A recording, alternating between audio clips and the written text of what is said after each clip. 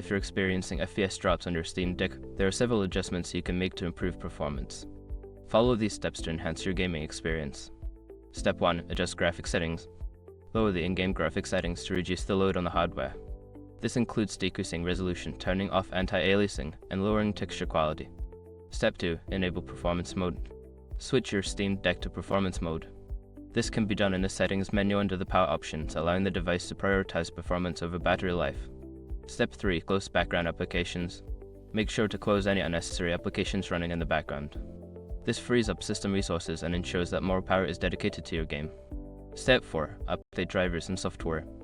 Regularly check for updates to your Steam Deck's operating system and graphics drivers.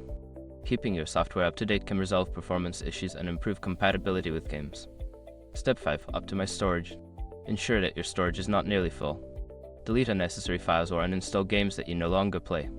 A well-managed storage can help improve loading times and overall performance. By following these steps, you should see an improvement in your Steam Deck's performance and a reduction in FPS drops. Happy gaming!